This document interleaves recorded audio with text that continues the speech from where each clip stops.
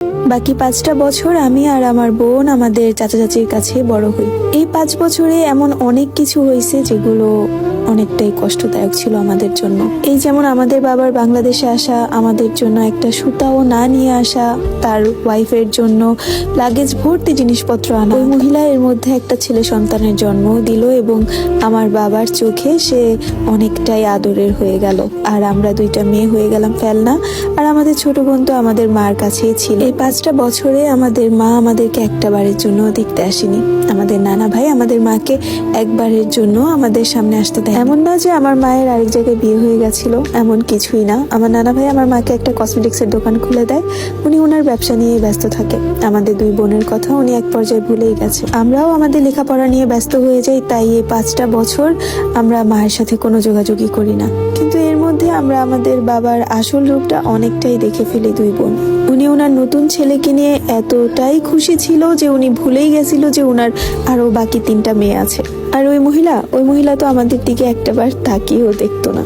যত ঈদ গেল এই 5 বছরে, যত রকমের স্পেশাল ডে যাক না কেন, কখনোই আমাদের সাথে এসে কথাও বলে না এবং তাদের কোনো দায়িত্বও আমাদের প্রতি ছিল না। এই না যে আমাদের কোনো কিছুর অভাব ছিল, মোটেও না। আমাদের চাচাতো ভাই আমাদেরকে পরিপূর্ণ সবকিছুই উনি দিয়ে যাচ্ছিল। জানি না কেন ওনার তখন আমাদের প্রতি এতটা দায়িত্ববোধ ছিল, তখন মোটেও বুঝতে পারিনি। উনি একদম আমাদেরকে একটা বট গাছের ছায়ার মতো করে রেখেছিল। তবে উনি কখনোই আমাদের সাথে ফোনে কথা বলতো না। উনি ওনার মার সাথে কথা বলতো আর বাবার সাথে কথা বলতো।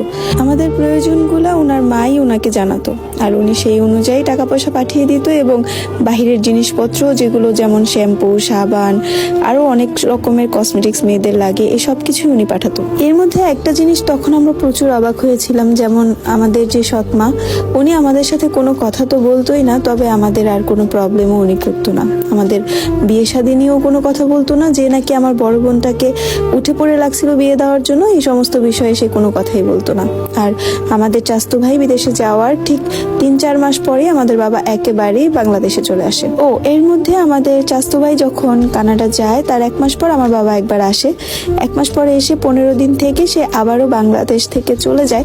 কিন্তু তারপরে কি যেন হয়, তার চাকরিটা আর থাকে না, সে বাংলাদেশে একেবারেই চলে আসে। এসে আমাদের এলাকার বাজারে মাছের আড়তের ব্যবসা দেয়। তো উনার আড়ত ছিল, কিন্তু উনি তেমন থাকতো না ওখানে, উনি বাড়িতেই থাকতো। উনার কর্মচারীরা কাজ টাজ করতো আর কি। যাই হোক, এই ব্যাপারে কথা না বলি।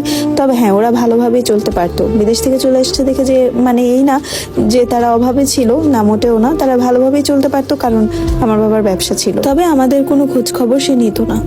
ঠিক 5 বছর পর আমাদের